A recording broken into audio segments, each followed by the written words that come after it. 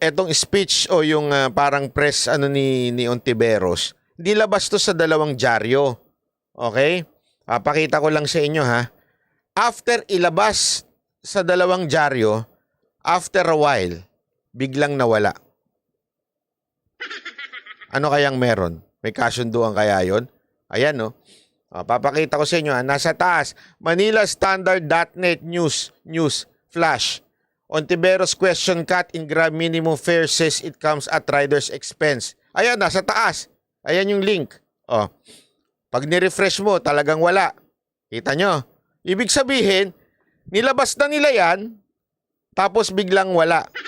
Biglang tinanggal. Ano kaya ang nangyaring kasunduan dyan? Di ba? Ito pa. Ito naman sa Manila Bulletin, ganun din. I-refresh ko ha, makikita nyo, mawawala yung article. Article not found. Tapos papalitan na ng ibang mga video, iba-ibang picture. Pero pag tiningnan nyo sa taas, ganun din. Senator backs riders call for better fare matrix. Nakita ninyo? Ano yun? Nilabas nila sa balita ng Manila Bulletin at Manila Standard yung balita, pero ano nangyari? After sigurong makausap sila, abay baka tinanggal yung article. Ibig sabihin, merong kamay na gumagalaw para humapigilan na mapansin itong Grab. Alam nyo, kayo Grab, wag ganyan. Kasi ang magsasaper niyan, hindi lang naman. Ako, bakit ko ba pinakikialaman to? Hindi naman yung magsasaper lang ho niyan, yung mga Grab driver nyo. Ang magsasaper po niyan, yung mamamayan na umaasa sana sa serbisyong binibigay ng inyong kumpanya. You may be a private company, pero ano yan kaya nga public utility vehicle yan kahit papaano. Ibig sabihin, para ho sa publiko yan So sana isipin nyo naman yung mga public na sumasakay. O ganun din, pagdating sa rider, napaka-importante rin po niyan. Ang akin lang naman, bigyan nyo naman ng pahalaga itong mga driver ninyo, mga rider ninyo. Wag naman puro kayo take ng take. Sila nawawala. Sabi nga nito, namekos-mekos na ang balita. Correct. Namekos-mekos na yung balita. Yun ang sa tingin ko nangyayari dito. Mukhang namekos-mekos yung balita. Grabe na yan mga insan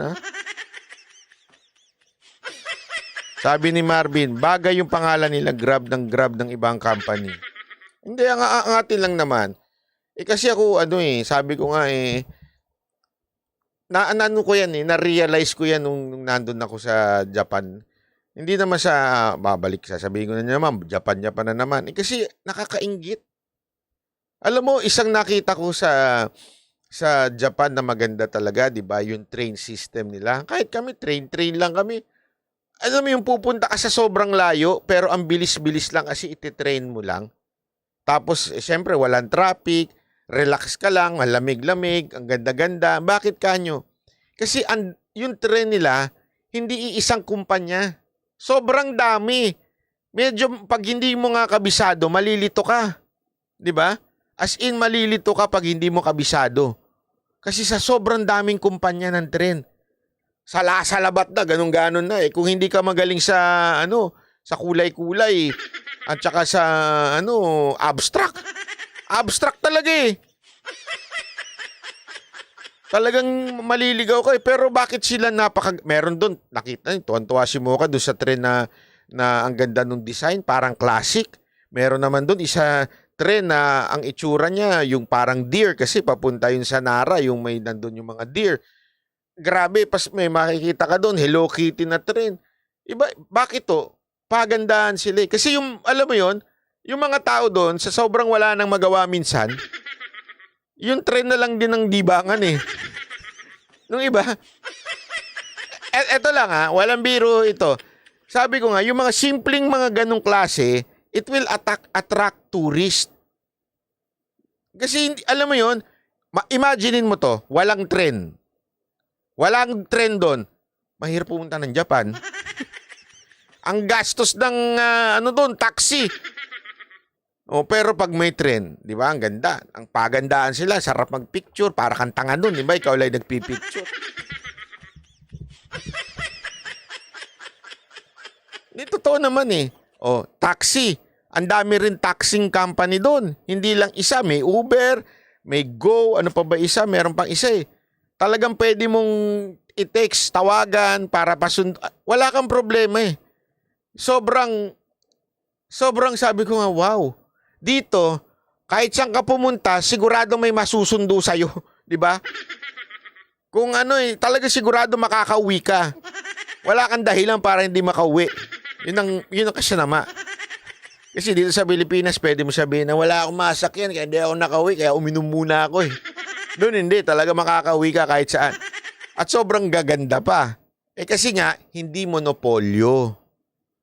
Gets ninyo?